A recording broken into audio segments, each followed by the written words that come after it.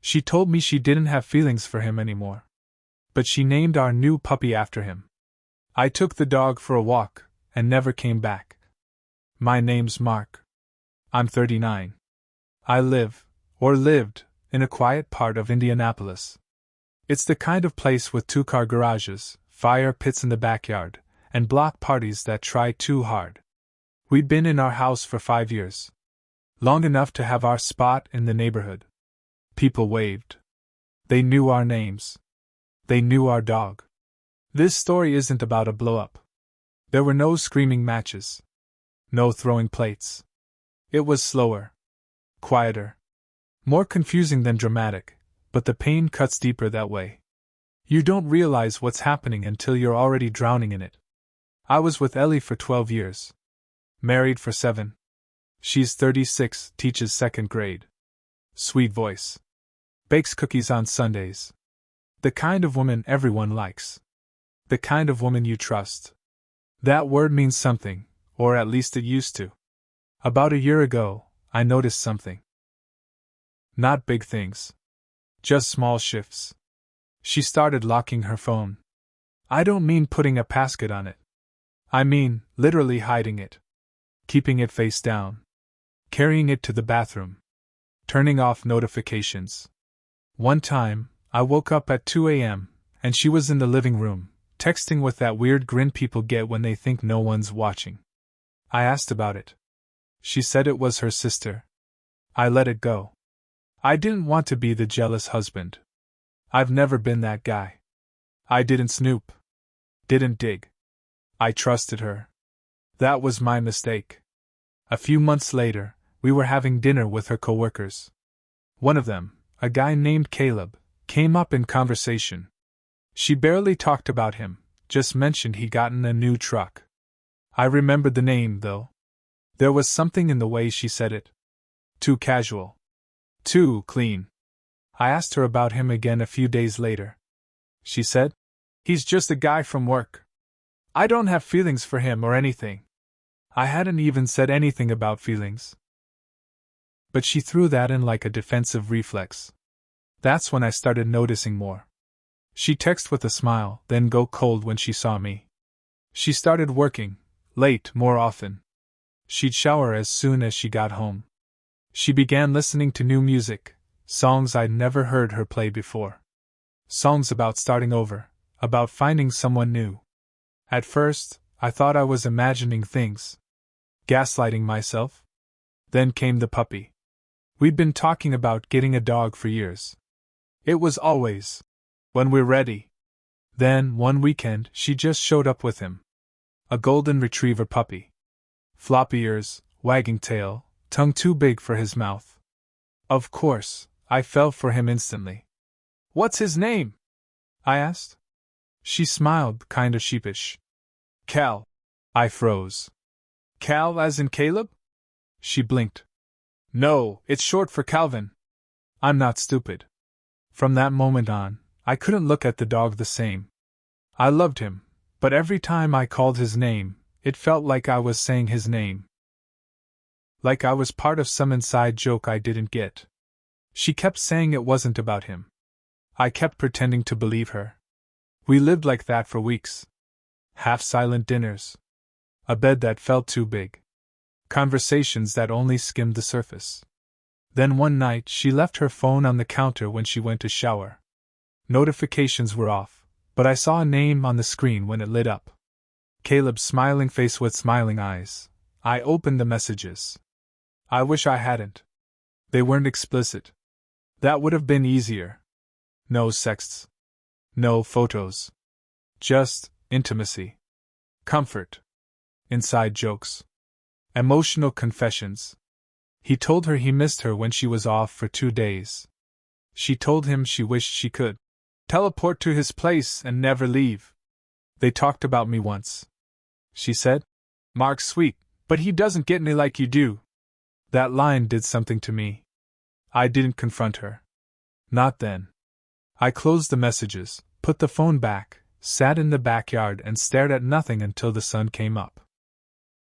I stopped looking her in the eyes after that. Something inside me had turned off. Like a switch. I was still moving through the days, going to work, eating dinner, but I was gone. The guy she married? He wasn't there anymore. I started walking the dog more. Every morning. Every night. I'd walk him until he was too tired to keep going. I didn't say much to him. Just walked. Thought. Planned. A week later, I packed a small bag. I didn't tell anyone. I took some cash, a prepaid phone, my passport, and Cal's leash. It was a Thursday morning. She was asleep. I put Cal in the passenger seat. He wagged his tail like it was just another walk. I drove past the city limits. Past the suburbs. Past the state line. I haven't stopped driving. I don't know where we're going yet. But I know we're not going back. I crossed into Illinois by noon. It was quiet. The dog slept most of the way with his head on the middle console, his nose twitching every few minutes. I kept driving until I hit a cheap motel near Peoria. Paid in cash. Used a name I hadn't heard in years, my mom's maiden name. The lady behind the counter looked bored. She handed me the key like I was just another tired man passing through. I guess I was. I didn't even bring a toothbrush. That night, I slept better than I had in months. No shared bed. No lies wrapped in soft voices. No phone lighting up at 2 a.m. I was alone, except for Cal. He curled up beside the bed and didn't move once. I stayed 3 days in that motel. Ate gas station food. Took Cal to a little park down the street. I didn't talk to anyone. Didn't use my bank card. I watched TV with the volume low and curtains closed. On the 4th day, my phone rang. Not the prepaid one. The old one. It was Ellie. I stared at the screen until it stopped ringing. Then it buzzed again. Where are you? Please just call me. Mark, what are you doing? I don't understand. Please come home. Each message made me feel less human and more like a ghost. I could hear her voice even though I didn't want to. It used to soothe me. Now it felt like noise. Empty noise. I turned the phone off. That night, while walking Cal near the motel, something weird happened. A guy in a gray hoodie walked up to me, real slow. Mid-40s maybe. Beard missing a tooth. Looked like he hadn't slept in days. Hey man, nice dog, he said. I nodded. You from around here? No. He didn't leave. Just stood there, twitching his fingers. Then he said something that stopped me cold. You're the guy with the wife who ran off with her coworker, right? I froze. What? He smiled. Ellie. The teacher. Blonde. Cute voice. He laughed like it was some joke we were in on. I grabbed Cal's leash tight. Who the hell are you? He backed off, holding his hands up. Hey, relax. Internet man. Small town. You're not that invisible. I went straight back to the motel. Locked the door. Turned off the lights. Sat with my back against the wall. My heart thumped like it wanted to escape my chest. I didn't tell anyone where I was. How did he know? I switched to the prepaid phone and Googled my name. Nothing. No posts. No drama. But then I searched hers. There it was. Please help me find my husband, Mark. He took our dog and disappeared. I'm so worried. I think he's unstable. There were Facebook posts. Tweets. Reddit threads. She was spinning the story like I was crazy. Like I was a danger to myself. Or to her. She even used a picture of me holding Cal, like we were some true crime doc waiting to happen. That's when I knew I couldn't go back even if I wanted to. She wasn't just lying to me anymore. She was lying about me. The worst part? People believed her. The comments were full of sympathy. Poor woman. He sounds dangerous. I hope the dog is safe. One guy wrote. Men like this don't just leave. They escalate. Watch your back. I laughed out loud. Then I cried. Then I laughed again. I wasn't the villain. I wasn't even angry anymore. I was erased. That night, I decided to get far away. I drove to Iowa. Small towns, empty roads. Less chance of running into someone who knew my face. I ditched my old phone in a river. Bought new clothes from a thrift store. Paid cash for everything. For a while, it felt like freedom. But then, one afternoon at a diner, I saw her. Not Ellie. Her sister. She walked in with a friend. Sat 3 booths behind me. I kept my head down, but my whole body went cold. She ordered iced tea. Talked about real estate. She was passing through on her way to Des Moines. I left cash on the table and slipped out the back. The next day, I shaved my beard. Got a haircut at a tiny barbershop run by a guy who didn't ask questions. I told him I'd lost a bet. He laughed, snipped away. A week later, my photo showed up on a missing persons page. My driver's license photo. It had been 6 weeks. I didn't feel missing. I felt seen in a way I never wanted. Someone had filed a police report. Probably her. I wasn't in legal trouble, yet, but I could feel it getting close. That invisible heat of people watching. Guessing. Whispering. Wondering if I'd gone off the deep end. I hadn't. I was just tired of pretending everything was fine. I moved again. South this time. Missouri. Found a trailer park where no one asked for much. A guy named Reggie let me rent a beat-up RV in the back lot. Said as long as I didn't cook meth or start fights, I could stay. Fine by me. I got work under the table at a garage nearby. Changing oil. Rotating tires. Dirty hands, quiet nights. Cal loved it. More space. More trees. More time with me. But even then, I couldn't relax. One day, a woman showed up at the garage asking questions. She said her friend's husband went missing with their dog. She showed the boss a photo. He said he didn't know me. She left. Later, he asked, "You running from someone?" I said, "Yeah. But I'm not the bad guy." He nodded. "Most of us aren't." A few weeks after the woman showed up at the garage, things settled. Or so I thought. Cal was thriving. He got bigger, stronger, and friendlier with the other strays that wandered the lot. Some days, I almost forgot why we were there. There were good people around, even if none of them asked too many questions. Reggie became a sort of friend. He'd bring beers around sunset and sit on an old lawn chair outside my RV. We didn't talk much, but that's what made it work. Then one morning, something changed. I came back from a walk with Cal and found the RV door half open. My gut twisted. I always locked it. Always. I stepped inside slow, holding a wrench I'd grabbed from the shed. Someone had been there. The mattress was flipped. The drawers were open. My duffel bag was emptied and left in a heap on the floor. They didn't take anything valuable. Not that I had much, but it felt personal. Like they were searching for something. Or maybe leaving a message. I found a folded piece of paper on the counter. "He's ours too. Don't be selfish." That's all it said. My hands went cold. I didn't need a signature. I knew who it was from. Ellie. Or Caleb. Maybe both. This wasn't about me anymore. It was about the dog. They wanted Cal. The way I saw it, naming the dog after him wasn't enough. He wanted to replace me, in every way. The man. The life. Even the leash. And she was letting him. I packed fast.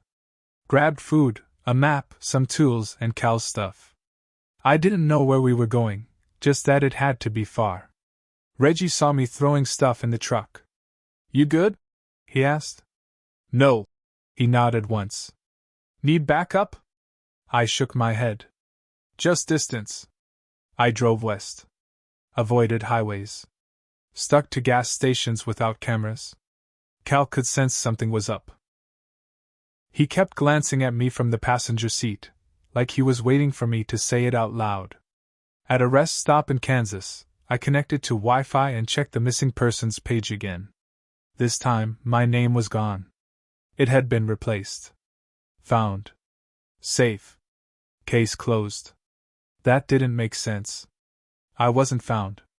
I was right there, in the middle of nowhere, eating trail mix in a Ford Ranger. But there was my face, labeled as safe. Then I saw the update post Ellie made. Thank you to everyone who helped. Mark is doing better now and is getting the help he needs. We're grateful he's returned. Returned? She was telling people I was back. That I was recovering. That I was in therapy. That we were rebuilding. She even posted a picture of her and Caleb with Cal. I dropped my phone. That wasn't Cal. It looked like him. Another golden retriever, same age, same color. But I knew it wasn't him. The eyes were different. Cal had a tiny patch of white near his paw. This dog didn't. She'd faked it. She wanted the story to be over. She made a new ending without me. She replaced me in every sense, husband, partner, even the damn dog. And people believed it. I was officially erased. I stopped in Colorado. Somewhere in the mountains. Rented a room under another fake name. Got a post office box in a town with one blinking light and no Starbucks. I started writing down everything. Every message. Every receipt. Every detail. Not for revenge. For proof. In case I ever needed to prove I existed. One night, I came back to my rental and found Cal sitting stiff at the door. Alert. Watching. Something was off. I opened the door. A single envelope was taped to the inside. No stamp. No address. I opened it slowly. You took what wasn't yours. We're coming to get him. There was no name. No return address. Just that one sentence. And a photo. It was me. Walking Cal near a lake 3 days earlier. From a distance. Taken with a zoom lens. I stared at it for a long time. My hand shook. I checked the window. Pulled the blinds. Loaded the old pistol I kept under the bed. I didn't sleep that night. I just watched. They had followed me. They were still watching. And they weren't letting this go. Not because they wanted me. But because of Cal. Because he wasn't just a dog anymore. He was part of the fantasy she'd built. The lie she was selling. But they made a mistake. They thought I was still the same guy who waited in the backyard while his wife texted someone else. I wasn't him anymore. I left that mountain town at sunrise. Took back roads again, winding through small places no one cared about. Cal sat beside me, quiet, like he knew this was different now. I didn't have a real plan, just an idea. I'd had enough of hiding. I was done running. The next morning, I stopped outside Denver, bought a burner laptop, and used free Wi-Fi behind a coffee shop to set everything in motion. First, I started uploading my journal, every note, every screenshot of her texts with Caleb, the voicemail where she slipped and said, "It's better with you, always has been." Everything she tried to hide. I posted it on a throwaway Reddit account under r/true off my chest. I didn't say it was me. I just let it all out. The story spoke for itself. Thousands of people read it. Then I emailed the same documents to her school's principal and the school district's HR office. I didn't accuse her of anything directly. I just said I thought they should know the kind of messages she was sending during school hours. The ones where she said things like, "God, I wish I could sneak away with you instead of going back to these little monsters." She loved her job. Loved how people saw her as sweet, patient, nurturing. That mask had to fall. I went further. I tracked down Caleb's wife. Yeah. Turns out he was married too. She was easy to find, small business owner, ran a flower shop in their town. I called the store, gave a fake name, and said I had a delivery request. Asked for her email. Then I sent everything. Every message. Every photo. A breakdown of the dates when Ellie said she was at a conference. Or helping her sister. And how those lined up with photos she sent to Caleb that clearly weren't taken at home. she replied 2 hours later. Thank you. I knew something was off. You just saved me years of lies. And then, finally, I sent Ellie one email. Subject line: You don't get to write my ending. No body.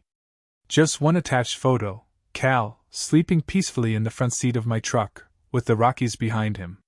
His real name tag visible. That was all. I turned the burner phone off and snapped it in half. Threw it in a dumpster behind a gas station. I drove back into the mountains with Cal and waited. 3 days later, the fallout started. The school suspended her pending investigation. She posted one of those fake apologies online. I'm going through a hard time. We all make mistakes. I'm seeking support. But people weren't buying it anymore. Caleb's wife filed for divorce. Took half his money. Shut down his social media with a final post. He lied to me for years. No more. Someone from the Reddit post figured out who the story was about. The internet lit up. Neighbors turned. Friends pulled away. Their perfect image burned to the ground, piece by piece. No one was buying what they were selling anymore. And here's where I'll admit something. I wasn't perfect either. I stayed too long. I ignored the signs. I didn't speak up when I should have. I let my silence help her lie. That's on me. And yeah, maybe taking Cal and disappearing wasn't the cleanest move. But I'll never regret it. Because Cal was never hers. He never belonged to someone who used him as a prop in a lie. He was mine, mine in the quiet moments, in the morning walks, in the long drives with no direction. She tried to take everything from me. So I took the one thing she couldn't fake. The dog. The truth. The damn ending. Now I live out in Oregon, off the grid mostly. Fixing bikes at a local shop. Paying rent in cash. The kind of quiet that sticks to your bones. I still walk Cal every morning. He's older now. Slower. But he still wags like I'm his favorite person in the world. Sometimes I pass people with golden retrievers, and I wonder if they know what kind of anchor a dog can be. How a soft head onion can keep you from falling apart. I don't talk to anyone from the old life. I don't miss them either. Let them live in their burnout story. I've got mine now. And this time, no one else is writing it.